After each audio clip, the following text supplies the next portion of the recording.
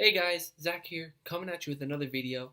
So today is my final, or not it's kind of my review, kind of a review. It's kind of a shitty quality review because you all know that I do my Zach reviews, which I have only two, up. So if you want to go check them out, go ahead. Um, but this is kind of just an informal review talking about the Nintendo Switch. Um, Weird glare. So you all know that I have hyped the Nintendo Switch. I was very skeptical about it at first, but once I started to get more and more information about it, I was getting very excited, very hyped. Do I think that it lived up to the hype? So for today's video, obviously I'm going to be reviewing the Nintendo Switch, but I'm also going to be talking about some accessories and the games I have for it. So first off, let's talk about the system itself. Obviously, my dock is at my regular house because I'm at my school dorm, which I'm moving out of in a week. But the Nintendo Switch, in my opinion, is a very good console, function-wise. I think the interchangeability from portable to TV modes are brilliant. I think it works really, really well. It's very fluent. There's no real delay. It just pauses your game, so obviously you don't get hurt while you're transferring stuff or whatever the case is.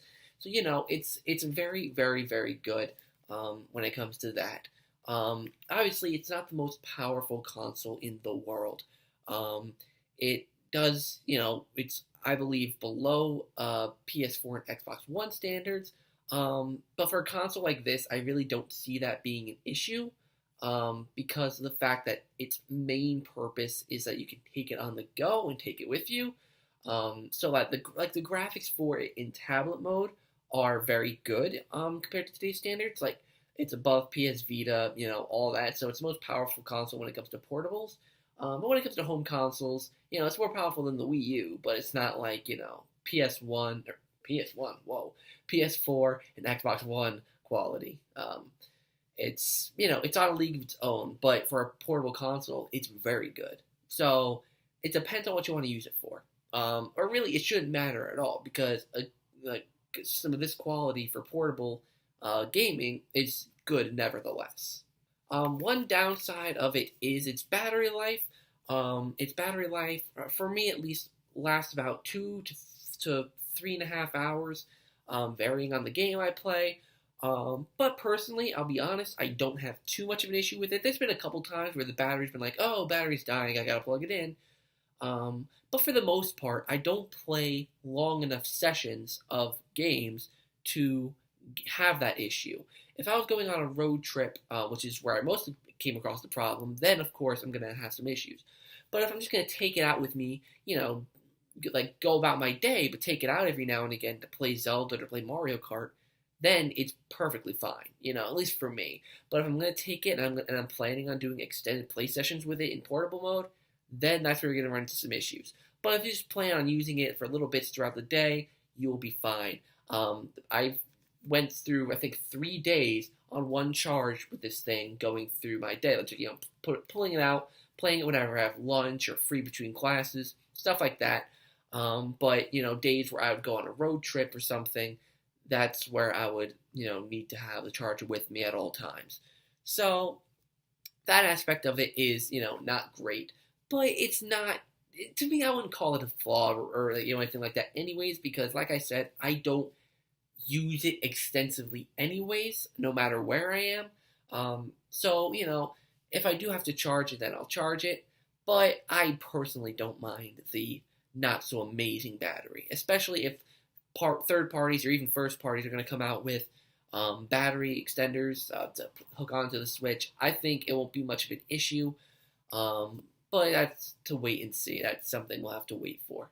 So one thing that not a lot of people talk about when it comes to the Switch and how good it is the Joy-Con grip. I personally love the Joy-Con grip. Now, granted, I have not played with the Nintendo Switch Pro controller, but I do believe this is a great way to play. I mean, it's not like, the most comfortable thing in the world. It does, it does feel a little weird at first. You have to get used to it. But once you do, I think it's perfectly fine. I think there's absolutely nothing wrong with the Joy-Con grip, especially if you got the one that charges the Joy-Cons. Now, in my personal opinion, the Joy-Cons, I have no issue when it comes to charging. Like, if I play in tabletop mode, I can play it for as long as the Switch lasts. Like, I have no problem.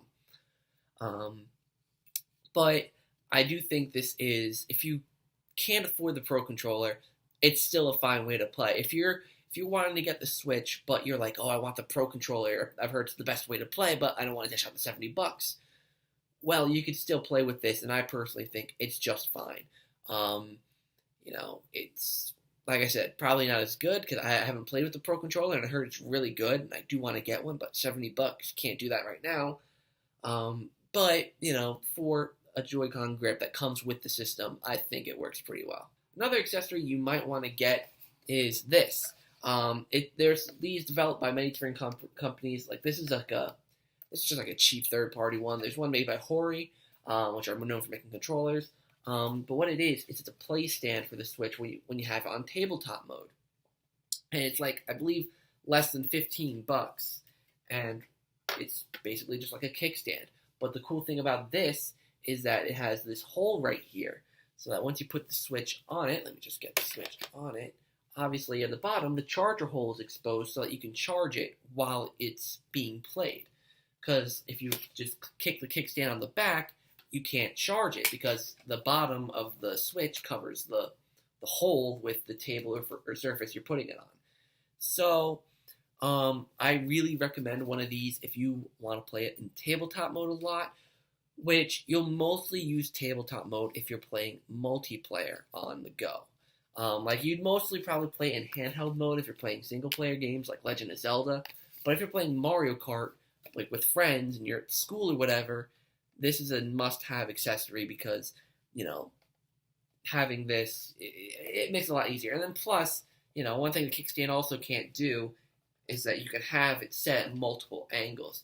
So it can be like that and be face that way at you. Or if you're really weird, you can have it like this. So it's like that at you. But nevertheless, I think this is a must-own. And something I think a couple of people also might want to invest in. Really, there's no purpose of these. I call them Joy Condoms. Get it? Because Joy-Con condoms. Get it? Because they're all right.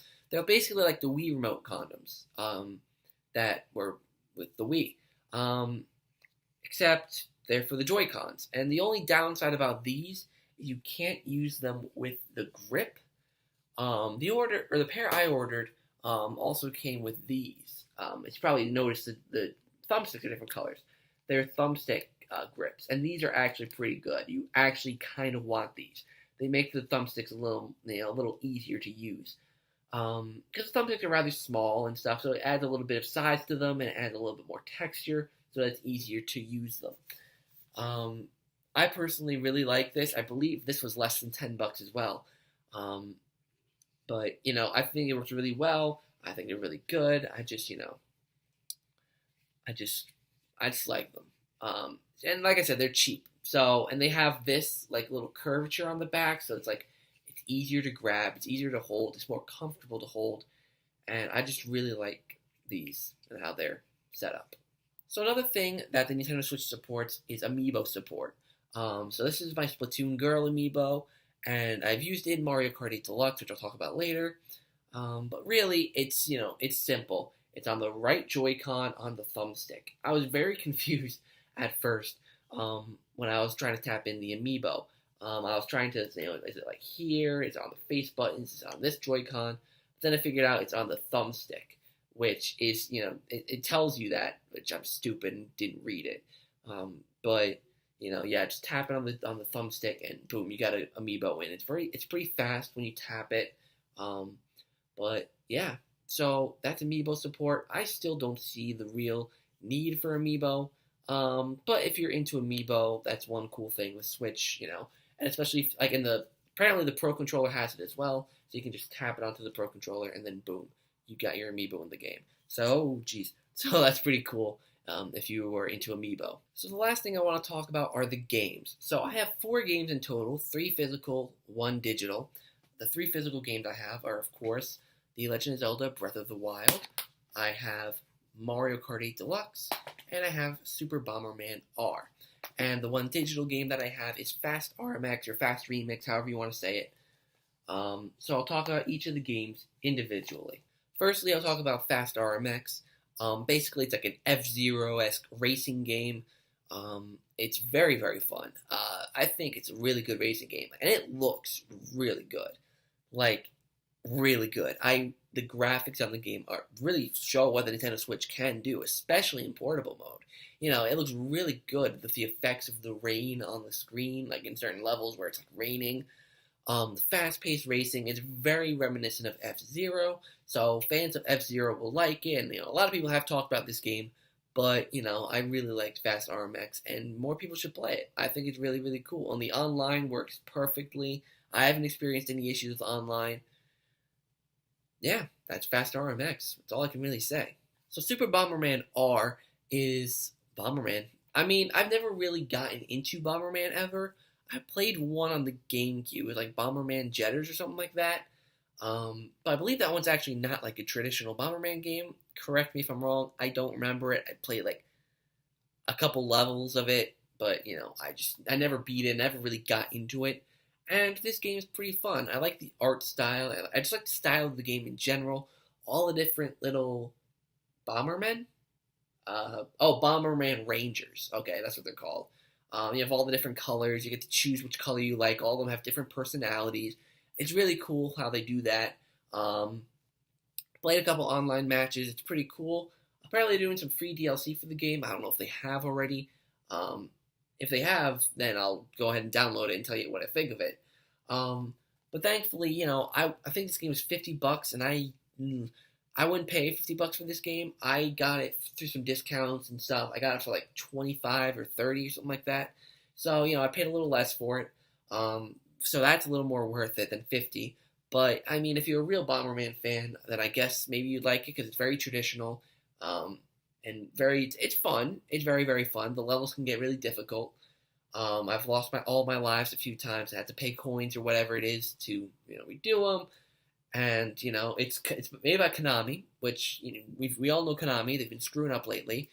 And this is actually a pretty good game. So kudos to Konami for producing a good game for the first time in a while. And, yeah, Super Bomberman R.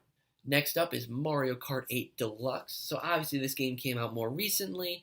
And I think it's very, very good. It's very similar to Mario Kart 8, the regular edition. Though I'm different than a lot of people. I think this game is worth it regardless of what you've done with Mario Kart. Because at the end of the day, there is new content that it has all the DLC. And nevertheless, I believe still Mario Kart 8 is still quite expensive. Let me see how expensive the normal Wii U edition of Mario Kart 8 is.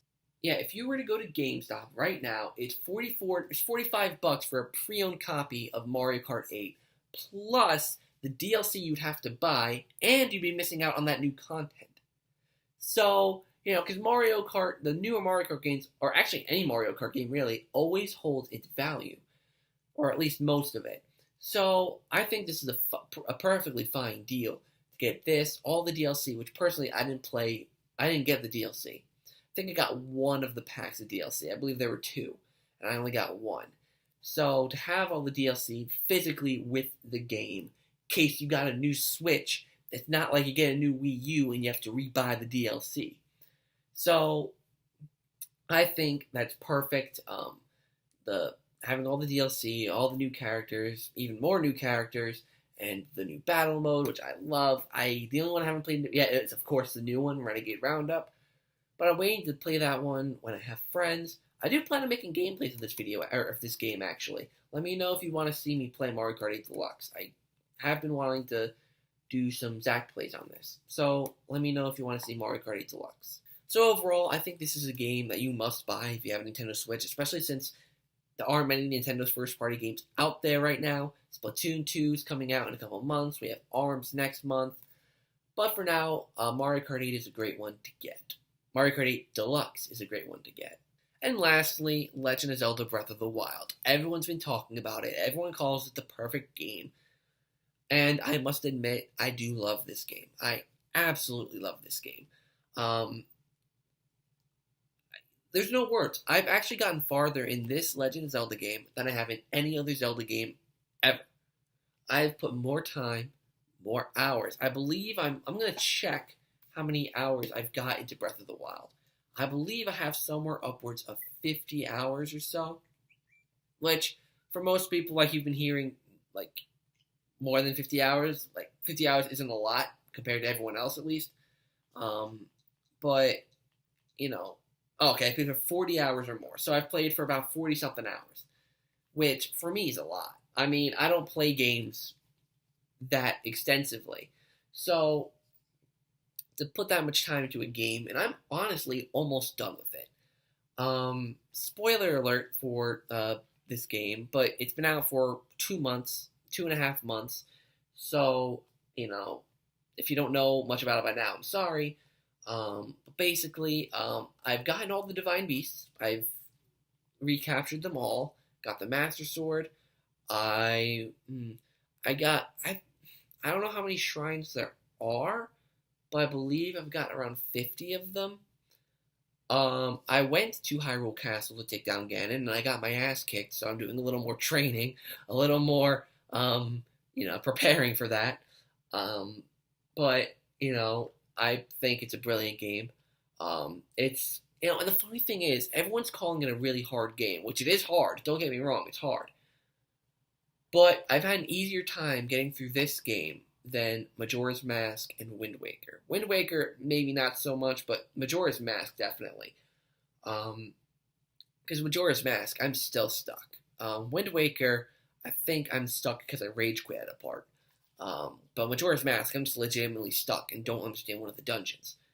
But this game, I haven't had to look up information much. There were a couple shrines where I had to look up something. I think the last Divine Beast I did completely stumped me, so I had to look up a little bit on that.